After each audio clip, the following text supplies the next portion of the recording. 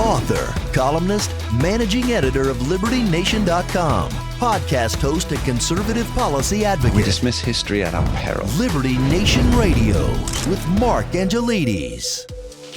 Every angle of the upcoming 2024 election is about to be examined right here on Liberty Nation Radio, heard coast to coast on the Radio America Network. I'm your host, Mark Angelides. Remember, this show is proudly sponsored by LibertyNation.com, where you can access breaking news, podcasts, analysis, and a range of biting and brilliant shows to whet your appetite for freedom and your fondness for the great American Constitution.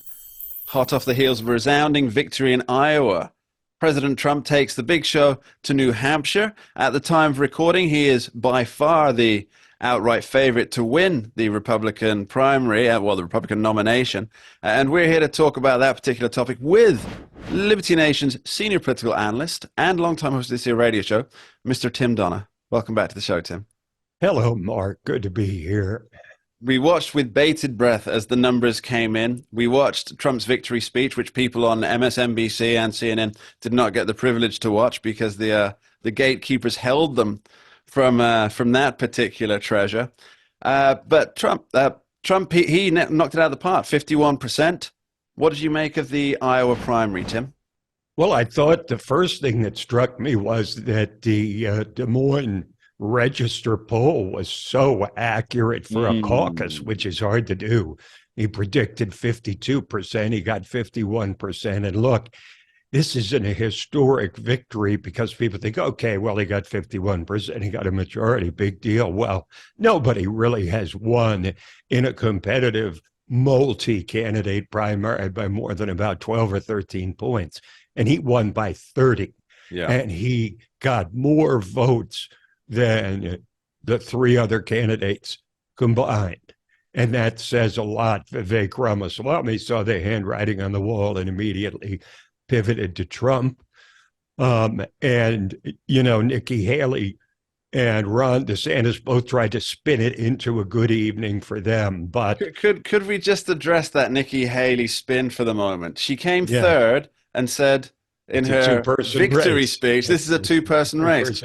I agree with her. Well, I just don't think she's one of the two. You can say anything you want. It doesn't have to be true, Mark. Come on. Let's break down that statement for a second. Sure. Okay. On the one hand, it's a ridiculous thing to say when she finished third in a four-person race. And she finished 2 points behind DeSantis. It's not like she finished, 1 or 2 votes. She finished 2 full percentage points behind. So it's kind of a ridiculous statement, typical politician. On the other hand, as you look forward to New Hampshire, DeSantis has been bringing up the rear. He's at about 5% in New Hampshire, whereas Nikki Haley's up into the 20s, perhaps even close to 30, and probably stands to get most of the Chris Christie votes in the New Hampshire primary coming up on Tuesday. So in that sense, coming out of New Hampshire, I actually do think it will be a two-person race because I don't see DeSantis surviving New Hampshire. And even if he barely does, he's not going to survive South Carolina and Nevada, both of which are strongholds for Trump. I've heard rumor that chatter, let's say chatter rather than rumor, that DeSantis is actually trying to push for an upset in South Carolina rather than focusing on New Hampshire, where he figures Nikki Haley's got second slots set up. He's got no chance in New Hampshire because he's ignored it, and he's actually... He's going for the South Carolina surprise. Chris Christie had doubled up DeSantis's vote in New Hampshire before he dropped out. It had about 10%, and DeSantis had about 5%. But heading out of New Hampshire, I think it's pretty clear Nikki Haley will still be in the race. Yeah. DeSantis will putatively, I suppose, still be in the race. But I think what's going to happen is they're going to go to South Carolina, and Trump is going to romp in South Carolina, and being that is Nikki Haley's home state, that'll be an embarrassing loss for her, and that will effectively end the primary, the way that it's going now, before Super Tuesday.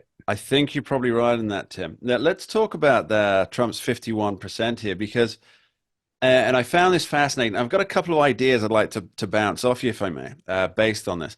So we had, within hours of Trump's win there, we had J.B. Pritzker, Illinois governor, and Joe Scarborough, the token alleged conservative. Oh, yeah, right. Conservative, sure. Does he still use that moniker? I don't know. No, I don't But think we so. had both of them saying that, you know, almost half the people didn't vote for Donald Trump. That means that he has no chance. The country is against him. Now, I guess my first thought on that was, well, Governor Pritzker, you are an official surrogate for Joe Biden, who is polling at 33%.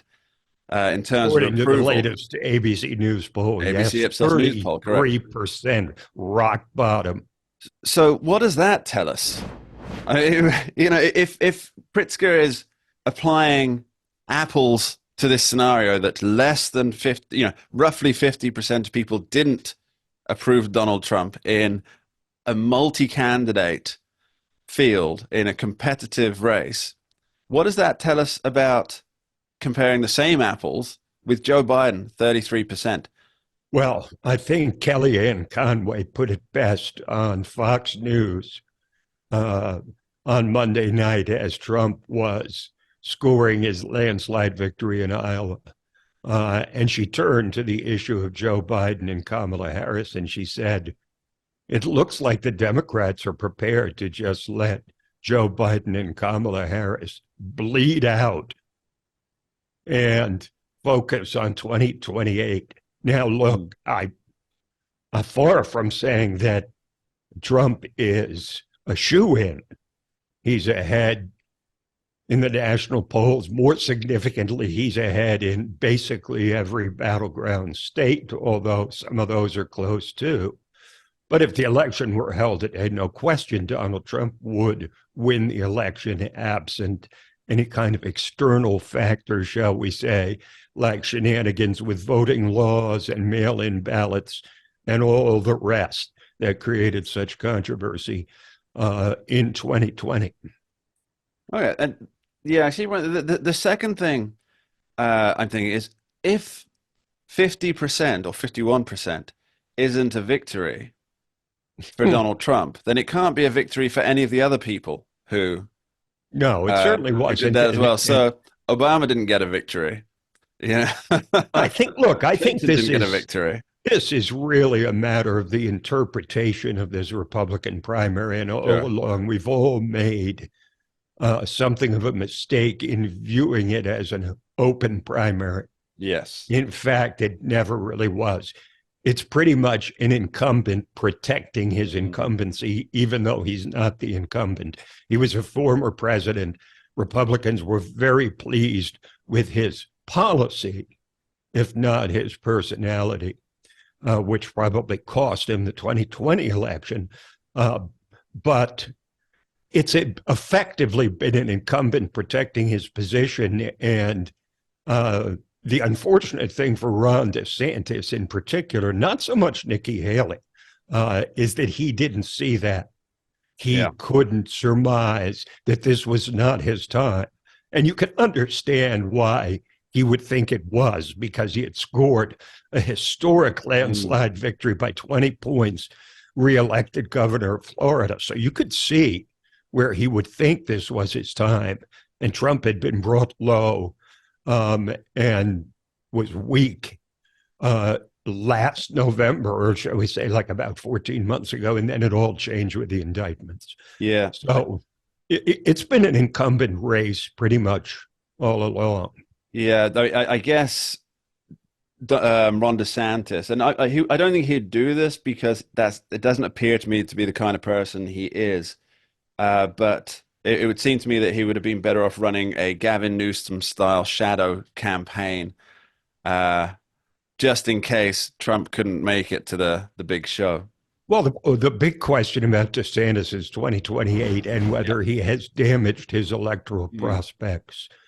And we won't know that till we get closer to 2028, and a lot of it will depend on whether Trump's in the White House or Biden or some other Democrat or other Republican.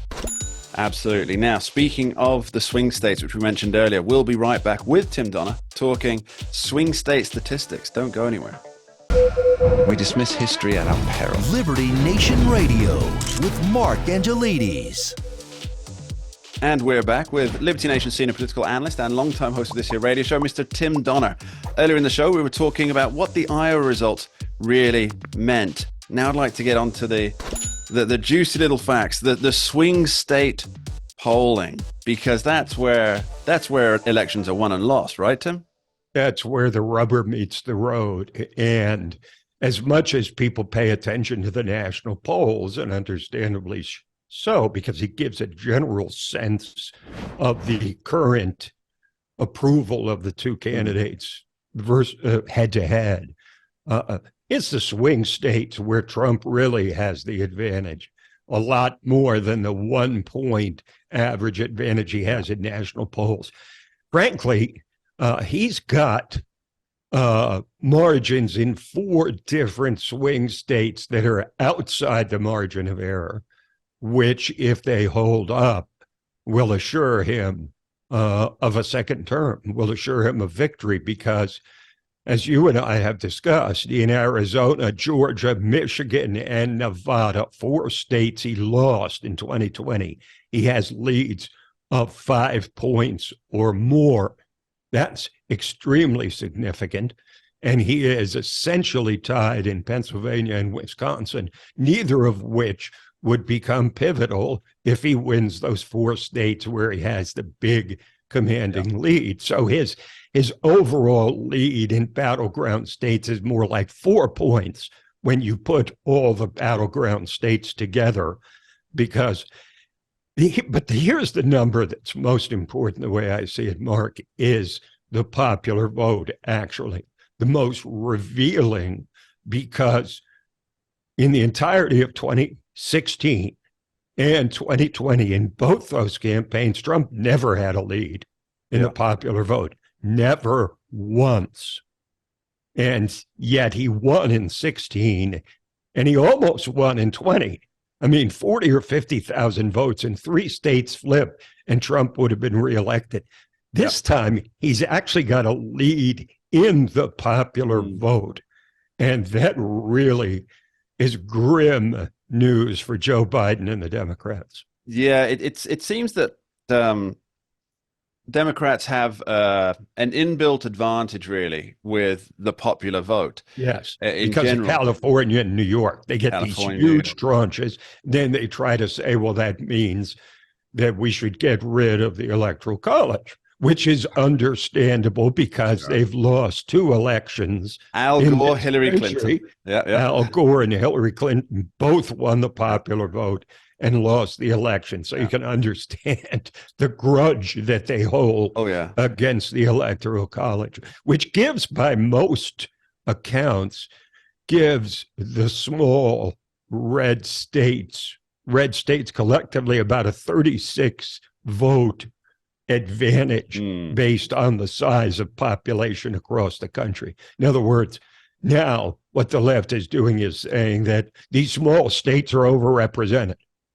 Right? Why should Wyoming have 3 electoral votes?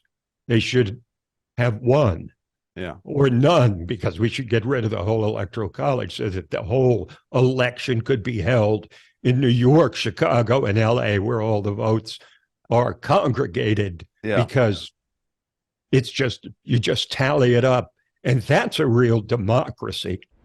The end result of that, though, Tim, is that, well, in that case, we just get rid of the Senate, right? Because that was the equalizer. So you've got the House, which represents your population, and then you've got the Senate. So we keep the House as it is, get rid of the Senate, and let's see how much legislation gets passed for Joe Biden, even with the 2-seat majority that the Republicans managing to cling on to.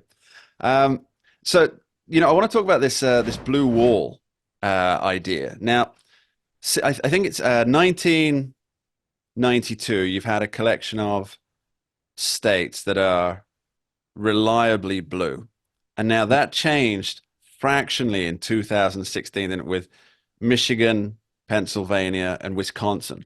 All three are considered swing states. Now, Trump won those three in 2016, but lost them in 2020, as you point out, by tiny margins. Actually, I have the margins right here. Michigan, Pennsylvania, Wisconsin was 3%, 1.2%, and 0.6%, respectively, which is tiny, as you point out. It's a few thousand votes. So if Trump does follow as the polls say here, it's outside the margin of error in at least 4 of those. The national swing is with him, as you pointed out, including the popular vote. I think it's 1.1% at the moment.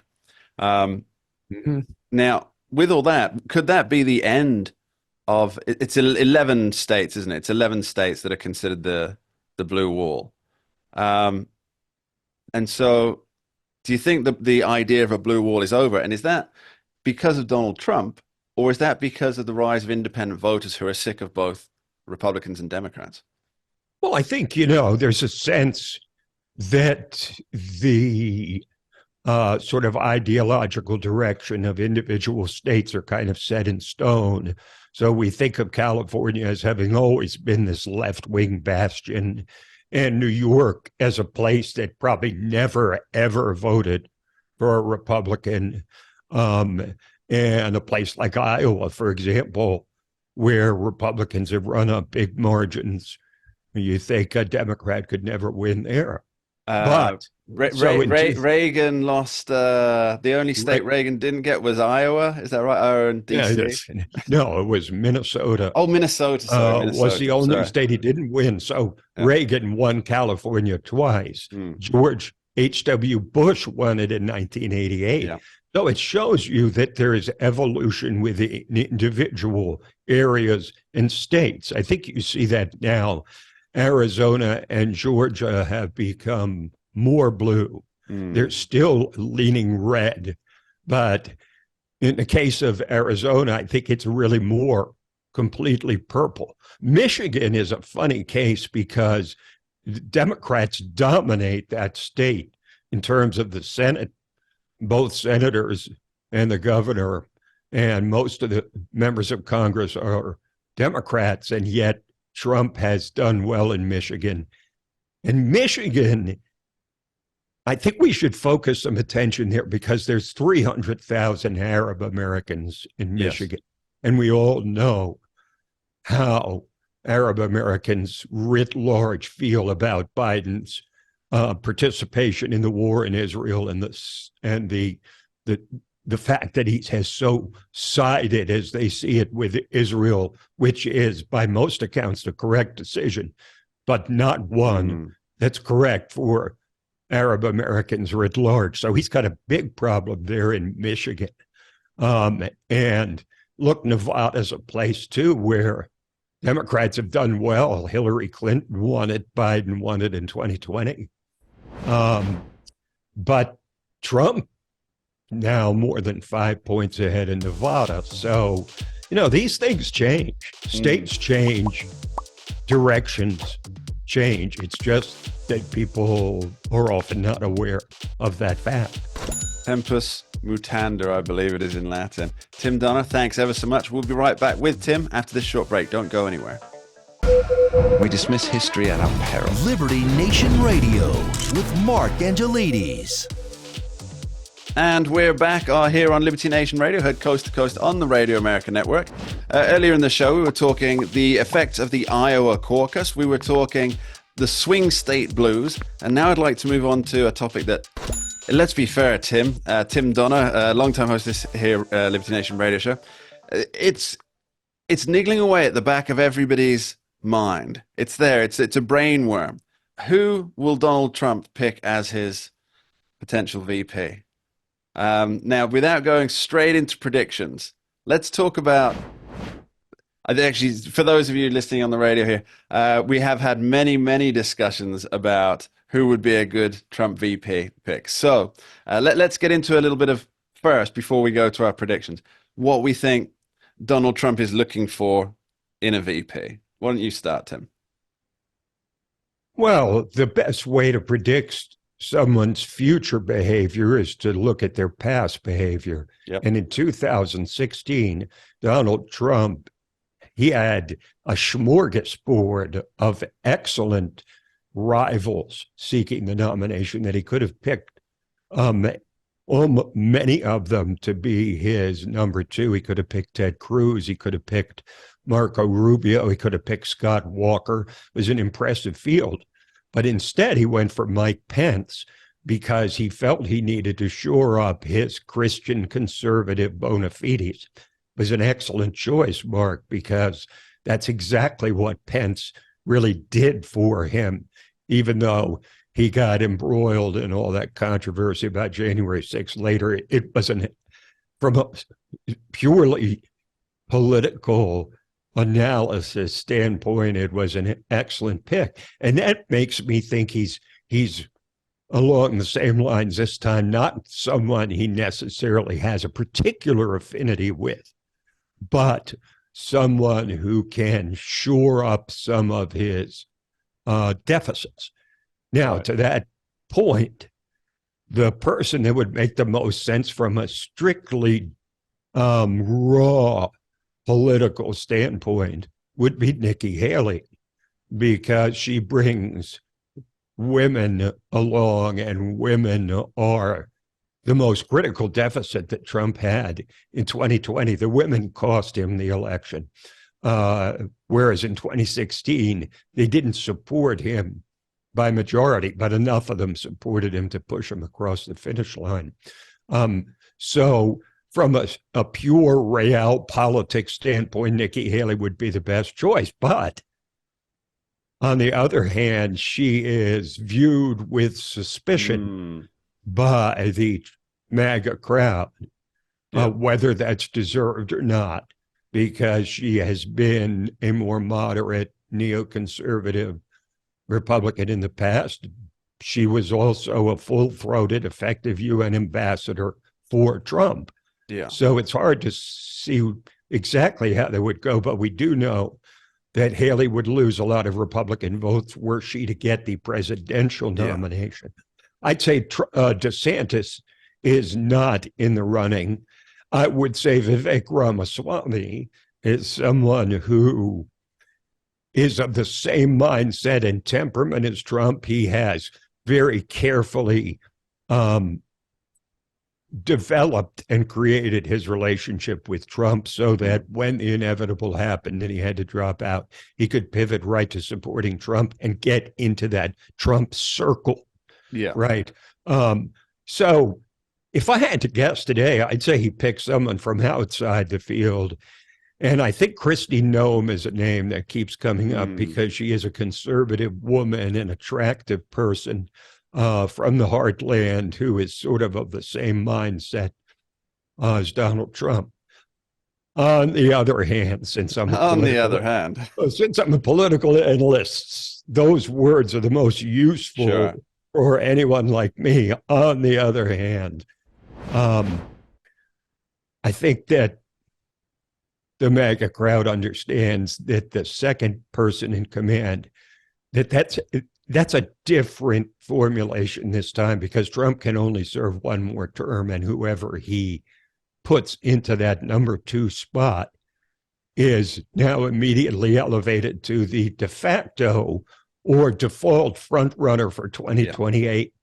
But if Trump loses, that vice presidential candidate is brought down a notch, because he or she was the VP candidate on a losing ticket.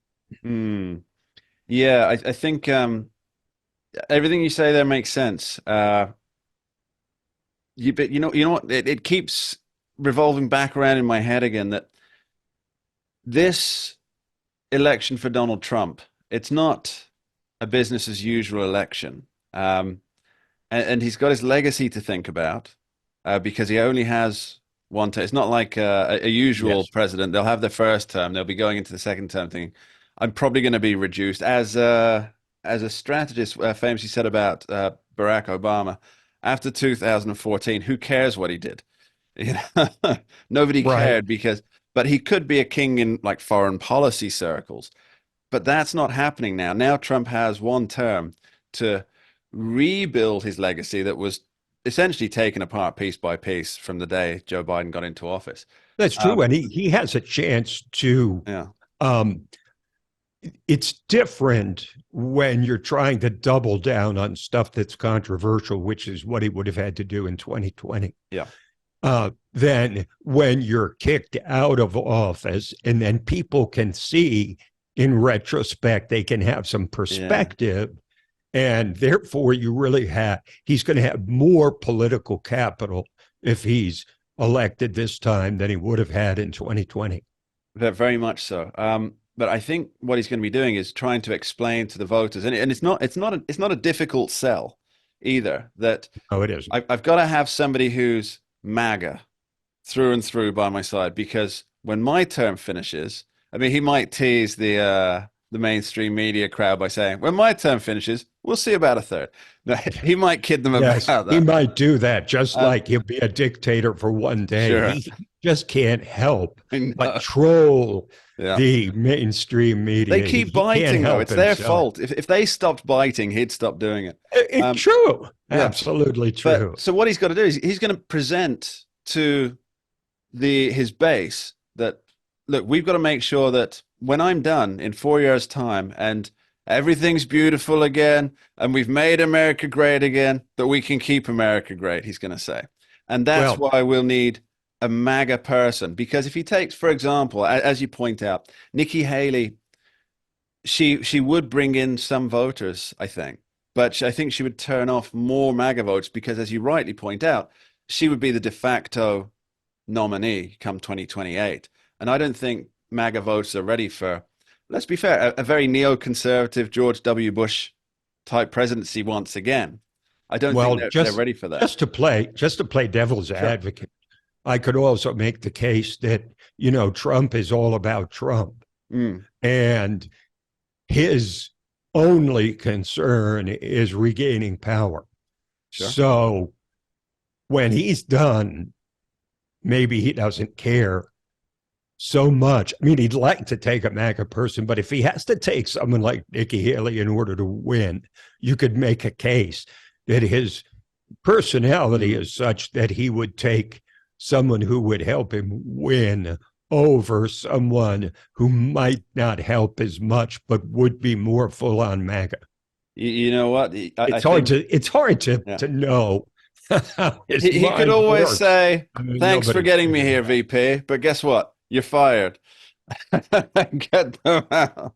Then again, what he could do is make himself VP so that he could be both president and vice president.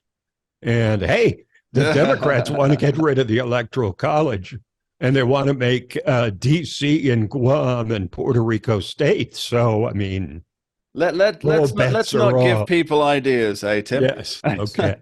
Okay. Tim, final word on the Trump VP pick. Well, again, I think it's going to be someone outside of the current realm of candidates. And I do think it will be someone that strengthens one of his perceived deficits demographically, which means I think Tim Scott of South Carolina is a possibility because he's kinder, gentler, and he's Black, and he's popular, and he takes away the racist thing. I'd have to say, if I had to guess, if it's a woman, and I think it will be a Black person or a woman, that it would be Kristi Noem of South Dakota. Yeah. That'd be my dart thrown at the dartboard. Okay, just because you've been brave enough to put yours out there, I still think he goes with Vivek. Tim Donner, thank you ever so much for joining us. Much appreciated. Anytime, Mark. We dismiss history at our peril. Liberty Nation Radio with Mark Angelides. The entire federal government could be tipped onto its head. That's the stakes that were at play in the United States Supreme Court this week. Now, with us, we have a giggling Scott D. Cosenza, Liberty Nation's legal affairs editor and host of the Excellent Uprising podcast. And he's giggling because this case, Scott, and thank you for being here, this case, you and I have discussed it a lot. It's to do with the Chevron deference And most people's eyes kind of glaze over when you start talking about, not when you start talking about what it is, when people start talking about what it is. But it's actually for people who have a love of limited government and perhaps even a bit of Schadenfreude at getting back at the overreach of government. This is the case for them, isn't it, Scott? I'll just tell you the facts of the case that got us here, Mark. A fisherman has to have a federal monitor on his boat, and he has to pay for it. And that comes out of the money he makes from selling the fish. Now, the Congress never passed a law that said fishermen have to pay for these monitors and they have to be put on their boats. That's what the federal government agency assessment of the law said. So the fisherman says, hey, listen, you're cutting into a huge portion of my profits. Being a small family-run fishing business is not, replete with stacks and stacks of cash in the United States of America. It's a getting by kind of a lifestyle, right? And the culture, and yet it's going to be destroyed maybe because of this agency interpretation. I'm laughing only because it's almost preposterous that the power that these agencies have assumed, and that's what this case is about, and that's why it's animating and exciting for so many on the sort of right wing, if you will, or the limited government side, because we think this is a huge potential win for limited government if the court votes in a certain way. Let me recap this then, just so we've got the very clear details. It's not necessarily about the guy with his fishing boat as such, because what it's doing, the federal government, the agency in control of it, took it upon themselves to pass a law without Congress. And that is a regulation which has the force of law. And I think it's an important regulation that has the force of law. The law was passed by Congress, and Congress said, you regulate this fishery. Okay. Yeah. That's one thing that they can do. And so agencies, all federal agencies, they are putting out regulations without going through Congress.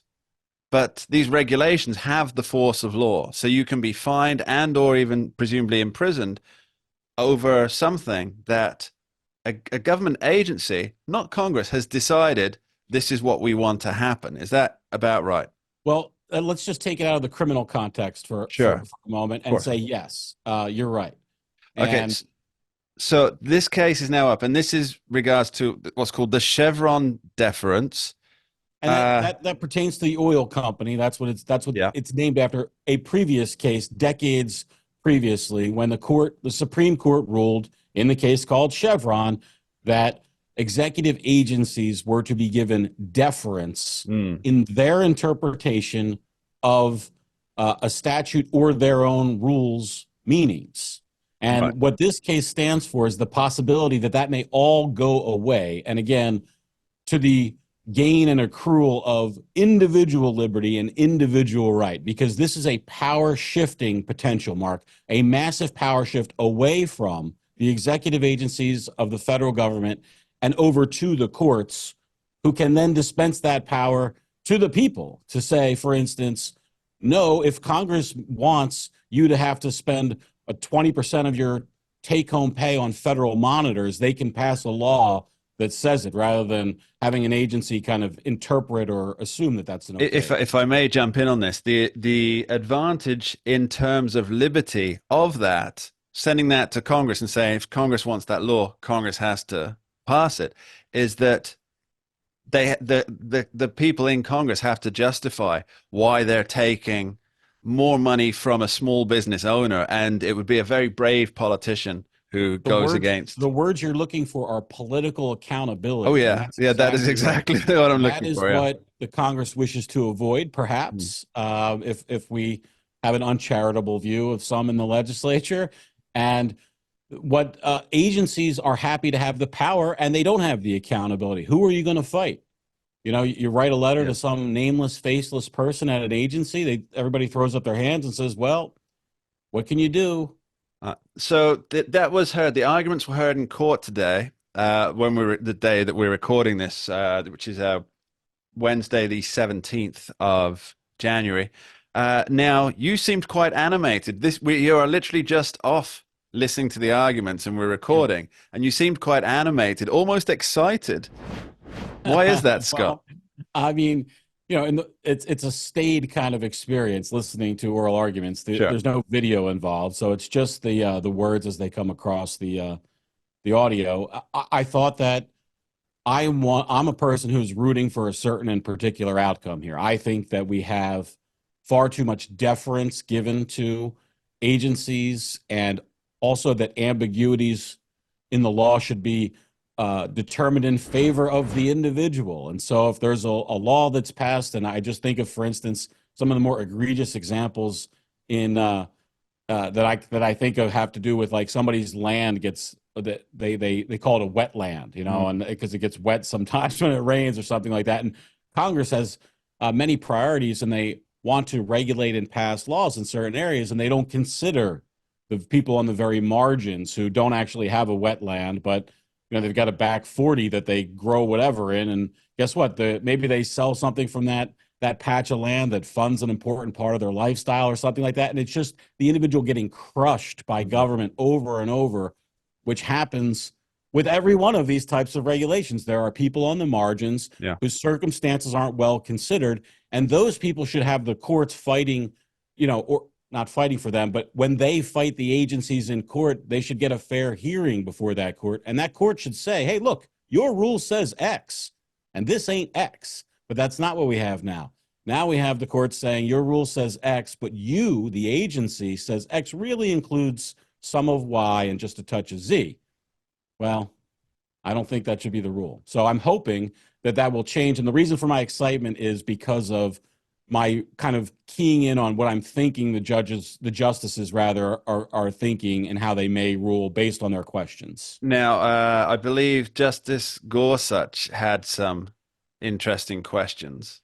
Well, Justice Gorsuch and General, so the case was argued by the government side by Solicitor General Elizabeth Prelogar, who I think is a delight and a great Solicitor General and advocate before the court, even when I disagree with her, which is almost 100% of the time. So she just, a well-prepared person who's arguing against you is much better than somebody who's, not as well-prepared. And she's an 11 out of 10 with that. And I just enjoyed her back and forth with Justice Gorsuch and him pointing out how there seemed to be an impetus, both with respect to Ketanji Brown Jackson and Elizabeth Prelogar, Ketanji Brown Jackson with some of her questions to the opposing counsel, the fisheries, the fisherman's lawyer, if you will, that this wasn't that big a deal, that the courts didn't confront this that often. It wasn't, such a struggle. And Justice Gorsuch mentioned that a dozen at least, I can't remember if he said district court judges or circuit court judges, wrote the Supreme Court asking them for a change in this law, and really bringing it to the Solicitor General, whose kind of mindset was sort of, things are, there's some bumps in the road, but things are running well with this. There's a mend it, don't end it kind of an attitude for some of them. And that's said explicitly as something that they're arguing for. And Justice Gorsuch seems to be arguing in his questions that he doesn't favor the mend it, don't end it. And that's something that I think the court should do, is to not try to mend something that's, far off the tracks, but go ahead and end a bad policy. Hit me with the predictions, Scott. Mark, I hate to give predictions, but based on the questions I saw today, I think we will see a kind of split along traditional party lines, 6-3, the Republican appointees versus the Democrat appointees, and that's my guess as to how it'll pan out. Scott DeCosenza, thanks ever so much for joining us. And that's just about all we have time for on this week's edition of Liberty Nation Radio, heard coast to coast on the Radio America Network. Thank you for joining us. We really appreciate you, and thank you to our guests this week. Tim Donner, longtime host of this here radio show, and Liberty Nation's legal affairs editor, Scott DeCosenza. We'll keep on watching the skies for the 2024 election. You can check out our coverage on the pages of libertynation.com, or check out our new and improved Roku channel, Liberty Nation News, where it's all happening. Thanks for being here. We dismiss history at our peril. Liberty Nation Radio with Mark Angelides. Don't get caught up in the media madness. Join our movement for free thinking and free speech at libertynation.com. publishing news and analysis 24/7 with original articles by our team of authors who tell it like it is.